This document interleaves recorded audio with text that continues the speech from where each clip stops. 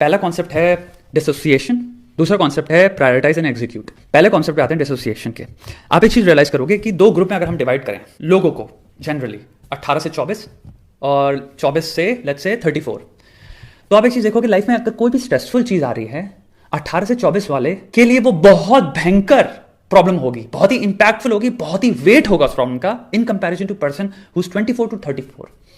आप कहोगे इसलिए क्योंकि ये मैच्योरिटी है। एक्चुअल में नहीं, मैच्योरिटी इसका रीजन नहीं है। इसका रीजन ये है 18 से 24 में कोई भी प्रॉब्लम जो आती है आपकी लाइफ में जो स्ट्रेसफुल है या फिर स्ट्रेस लेके आ रही है, वो पहली बार आ रही है या दूसरी बार आ रही है या तीसरी बार आ रही है। ये प्रॉब्लम से फेस करना आपकी लाइफ में दिस इज न्यू, इसलिए उसका हैवीनेस, उसका वेट और उसका इंपैक्ट बहुत ज्यादा लगता है 24 तक, कि वो आपकी पढ़ाई की धज्जियां उड़ा सकती है, आपकी मेंटल स्टेट की धज्जियां उड़ा सकती हैं। आप आराम से डिसोसिएट नहीं कर पा रहे, कोई बैलेंस नहीं रहता आपके दिमाग में। हाँ ये प्रॉब्लम भी है, इसको भी सॉल्व करना है, ये काम लेकिन अभी करना है, ये आपसे नहीं हो पा रहा।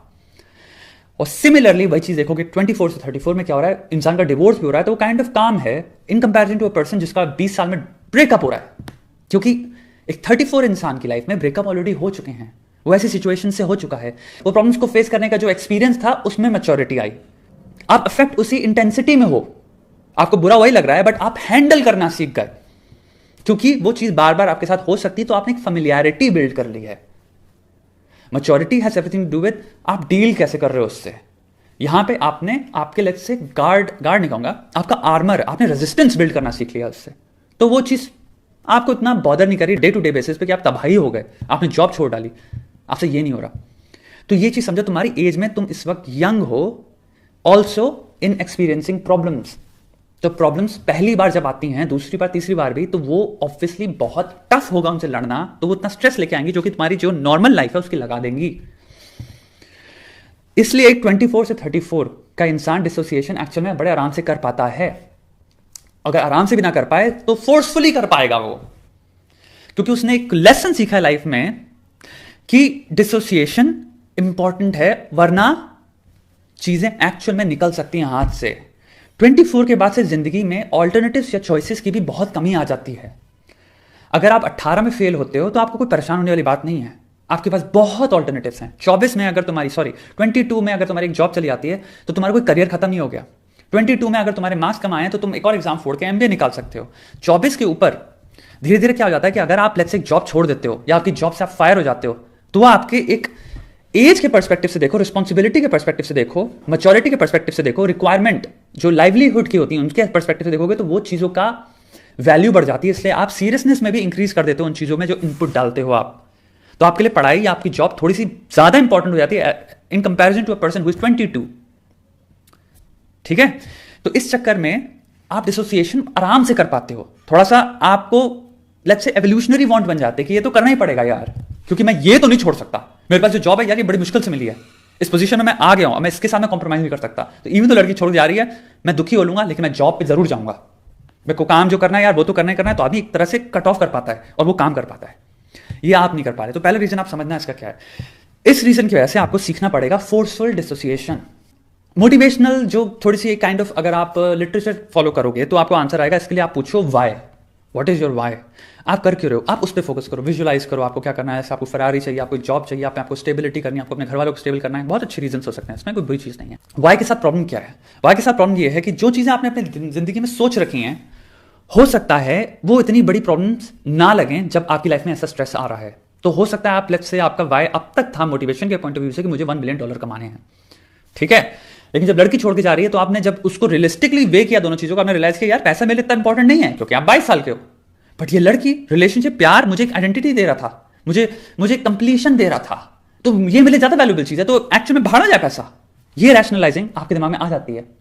तो ऐसे लिए बहुत सारे वाई हो सकते हैं जो कि उस टाइम पे वर्क ही ना करें। जैसे आपने कहा मुझे पेरेंट्स के लिए करना, फिर आपके दिमाग में आता है लेकिन पेरेंट्स तो ठीक है, मॉम एंड डैड तो सही काम कर रहे हैं, बहुत ज्यादा लोगों के घर में प्रॉब्लम नहीं है।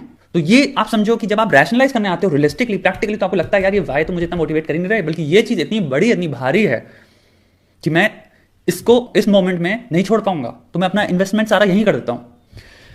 मैं कैसे सोचता हूं मैं आपको बताता हूं। मैं काम करता हूं अपनी लाइफ में, हमेशा से करता आ रहा हूं। लेट्स से मैं 22 साल का हूं, मेरी लाइफ में कोई लड़की की प्रॉब्लम चल रही है, पैसे की प्रॉब्लम चल रही है, कोई भी प्रॉब्लम ले लो, दोस्तों की लड़ाई की प्रॉब्लम चल रही है, कुछ भी चल रहा है, मैं इसलिए काम करता हूं डेली, क्योंकि मैं सोचता हूं 26 साल के लौंडे के बारे में जो मैं हूं। इसमें एक चीज आती है कि हां मैं इसको जानता हूं, मैं समझ सकता हूं मैं 26 का एक दिन होऊंगा, ये तो क्लियर है, ये आप भी जानते हो कि आप जो भी हो अगर 5 साल जोड़ लो आप उस एज के होगे। मैं सिंपल अपनी जिंदगी आज में इसलिए इन्वेस्ट कर रहा हूं, सैक्रिफाइसेस इसलिए कर रहा हूं क्योंकि मैं चाहूंगा जो अगर 22 से आऊं तो मेरा जो 26 साल का जो लौंडा है वो पलट के मुझे 400 या 4000 गालियां ना बक रहा हो, या वो रिग्रेट में माथा ना पकड़ रहा हो कि मैंने यार उस बेवकूफ वाली चीज के चक्कर में मैंने इतनी अपॉर्चुनिटी क्यों छोड़ दी। वो जिंदगी पर रिग्रेट लेकर ना बैठा हो, वो बस परेशान ना हो और उसकी जिंदगी कंप्लीटली फक्ड अप ना हो क्योंकि मैंने आज इस चीज में इन्वेस्ट करके उसकी लगा दिए। क्योंकि सच क्या है, मेरे दोस्त से जो लड़ाई हो रही है या मैं जिस चीज को लेकर स्ट्रेसफुल हूं या जो रिजेक्शन है या जो क्रश है या जो गर्लफ्रेंड है, ये मुझे फैक्चुअली पता है 5 साल बाद इनका कोई अंश नहीं बचने वाला, इनका कोई ट्रेस नहीं बचेगा मेरी जिंदगी में। 5 साल बाद ये जो प्रॉब्लम अभी चल रही है ना, ये हो सकता है इसकी 1 हफ्ते की भी एक्सपायरी डेट ना हो, जिससे तुम पढ़ नहीं पा रहे हो सकता है तुम स्कूल में बैठे हो, तुम्हें स्कूल में कोई बुली करा, 5 साल बाद वो नहीं रहेंगे। तुम कॉलेज में तुम सोच रहे हो अरे यार ये मेरी लाइफ में मेरे को अप्रिसिएशन नहीं मिली, मेरे को कोई इंप्रेस नहीं कर रहा, आज मेरे को इस क्लब में था, मेरे को वहां चूज नहीं किया, या फिर इस चीज के लिए चूज नहीं किया, या फिर वहां पे मेरे को इस लड़के ने ये बोल दिया। होता है ना बहुत सारी चीजें लेके जो परेशान कर रही हैं। 5 साल बाद कोई नहीं रहने वाला, सब कहीं ना कहीं निकल चुके होंगे, मैं रहूंगा, मेरी जिंदगी रहेगी। वो इंसान डायरेक्टली रिलाई कर रहा है इस इंसान के एक्शंस पे कि उसकी जिंदगी बेहतर हो। वो गलती से भी टाइम साउंड का बैरियर, जो स्पेस बैरियर है, वो तोड़ के मेरे पास नहीं आ सकता। कहे थप्पड़ मार के साले काम कर ले भाई, मेरी जिंदगी वहां पे फंसी हुई है, तू अगर अभी काम कर लेगा मेरी जिंदगी बहुत बेटर हो जाएगी भाई।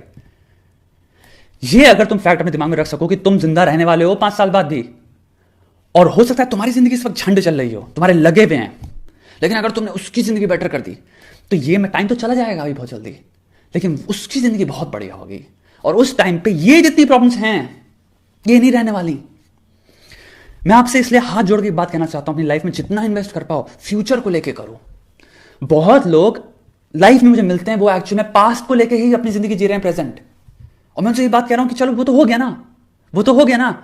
अगर कोई पास्ट में ऐसी चीज थी जो कि तुम्हें अभी फंसा के रखी है, जिसको तुम सॉल्व कर सकते हो, उसको भी तुम डिसोसिएशन वाला रूल अप्लाई करके सॉल्व कर सकते हो।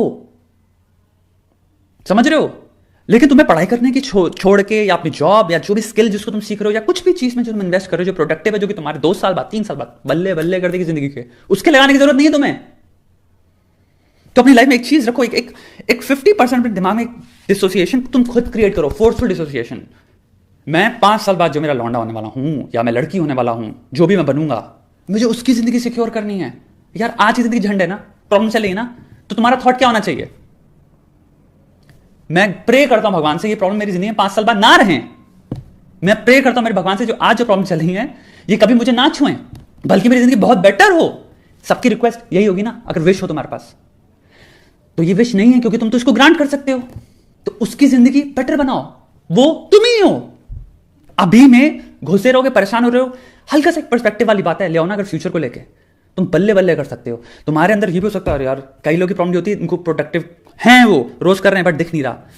ये भी सेम जगह अप्लाई होता है। अगर तुम फ्यूचर सोच लो कि अभी के लिए मैं नहीं कर रहा, आज के लिए नहीं कर रहा, हो सकता है आज मुझे बहुत मेहनत करनी पड़े, लेकिन 3 साल बाद जो लौंडा होने वाला भाई उसके पास क्या होगा अगर मैंने डेली ये कर दिया, तुम्हें ऑटोमेटिकली दिखेगा एक रे ऑफ होप आएगी तुम्हारे दिल में कि हाँ यार, क्योंकि ये जो मैं कर रहा हूं इससे छोटा छोटा फायदा तो हो रहा है, तो इस फायदे को 3 साल का अगर मैं देखूं तो ये कितना बड़ा फायदा बन चुका है। ये है पहला पॉइंट, डिसोसिएशन जो तुम्हें क्रिएट करना है अपने दिमाग में। मैं किसके लिए कर रहा हूं? अपने लिए कर रहा हूं। आज हो सकता है बेकार है, ठीक है, लेकिन 3 साल बाद जो लौंडा है, 4 साल बाद उसका बर्बाद नहीं होगा। वो कहेगा क्या लौंडा था मैं, वो मेरे को एग्जाम्पल देगा लोगों को कि साला देख मैं 3 साल पहले ये कर रहा था बेवकूफी, लेकिन मैंने एक चीज करता रहा जिसकी वजह से आज मैं इतना बढ़िया स्टेट में हूं अपनी लाइफ के। प्रॉब्लम मेरी लाइफ में भी चल रही थी, लड़की मुझे भी छोड़ के गई थी, स्ट्रेस पैसे का मुझे भी था, घर में पैसा नहीं था, लेकिन क्योंकि मैं ये करता रहा डेली, आज मैं यहां पहुंच गया और सारी प्रॉब्लम्स अभी दूर दूर तक मेरी लाइफ में नहीं है, भूल चुका हूं मैं, बल्कि मेरी लाइफ बहुत बढ़िया हो गई।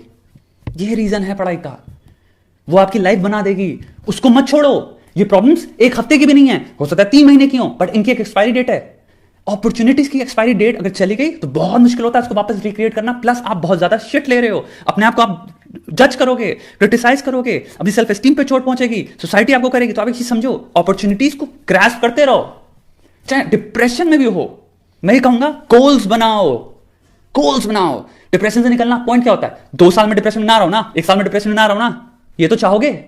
तो 1 साल बाद चलो, उसके लिए गोल्स बनाओ। स्ट्रेस में हो बहुत ज्यादा, गोल्स बनाओ, धीरे धीरे यहां से विंस लो, और ये विन जो है ना, धीरे धीरे तुम्हें प्राउड फील करने लग जाएंगे, हैप्पी फील करने लग जाएंगे। तुम देखोगे अंदर ही अंदर तुम बेहतर हो रहे हो, तुम्हारा काम हो रहा है, तुम्हारी प्रोडक्टिविटी हो रही है। लास्ट थिंग जो जबरदस्त होती है, तुम्हारी हैबिट बिल्ड हो रही है डेली काम करने की।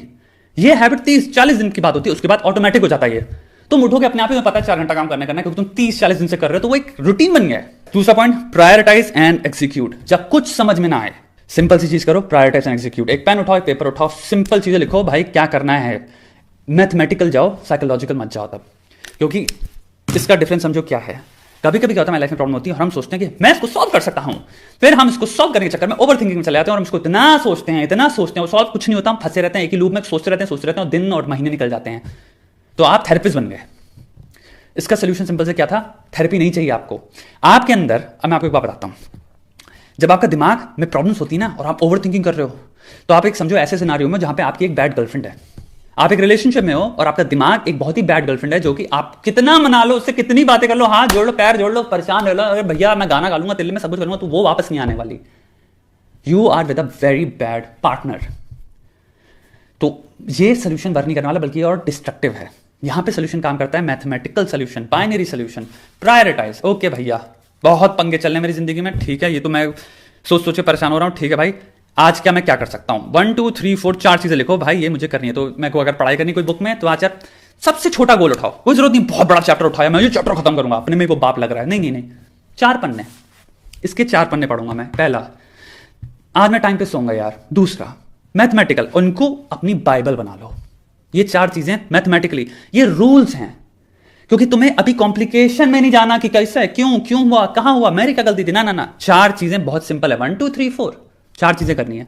ये रूल्स जब अपनी लाइफ में ले आओगे तो लाइफ सिंप्लीफाइड हो जाती है, तुम्हारा रूटीन सिंप्लीफाई हो गया, तुम काम बड़े सिंपल वे में कर पा रहे हो, क्योंकि तुम पहली बार अपने दिमाग से नहीं सोच रहे, तुम एक 4 पॉइंट के बेसिस पे काम कर रहे हो। तुमने the power of decision making एक रैशनल वे को, एक बाइनरी सोल्यूशन को दे दी। वो बाइनरी सोल्यूशन अगर तुम डेली करते रहो, समझ रहे हो, प्रायोरिटाइज एंड एग्जीक्यूट, रोज 3 घंटे उसे काम नहीं कर रहे हो, ओवर थिंकिंग करो, 3 घंटे बाद तुम उठे, मैंने कहा मैं 3 घंटे से सोच रहा हूं, भैया क्या करना है, ये मत जाओ मुझे ये करना चाहिए इस वक्त, हाँ ये करने से बैठते हैं, नहीं, तुरंत लिख लो चीज को, 1 मुझे ये करना है, 2 ये थिंक करना है, उस पेपर को सामने रखो अपनी स्टडी टेबल के, भैया ये 4 चीजें करनी है, और उनपे उनको उस जब भी ओवर थिंकिंग सोचने में जा रहे हो, भैया ये पहले ये चीज कर लें, 1 2 3 4 ये कर लें, अगले दिन 4 चीजें क्या करनी है, ये चीज कर लें, उसके बाद 4 चीजें खत्म हो जाए, तुम सोच लो, तो प्रोडक्टिव तो रहे ना, प्रोडक्टिव हो गए। स्टडीज, कोई भी वर्क है, ऐसे किया जाता है।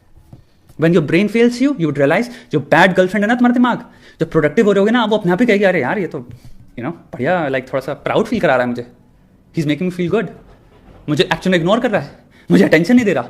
ओवर थिंकिंग यही है, इट्स दैट शिटी कॉन्वर्सेशन जो कि आप करे जा रहे हो और आपका दिमाग आपको उसमें अटेंशन ले रहा है। एक मेटाफोरिकल वे में बता रहा हूँ, ये साइकोलॉजिकल नहीं है मुझे बता रहा हूँ, बट मैं एक कॉमिकल वे में आपको एक्सप्लेन कर रहा हूँ।